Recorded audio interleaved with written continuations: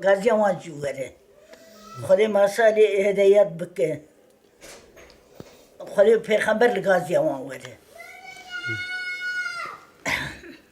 Ka heqê wan çi û hetan hava 22 salê tê dayî. 22 salê, 3 salê tê dayî.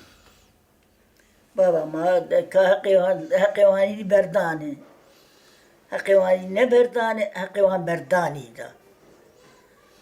û Xwedê li Gaziya ecmaîn wer û Gaziya wan jî were.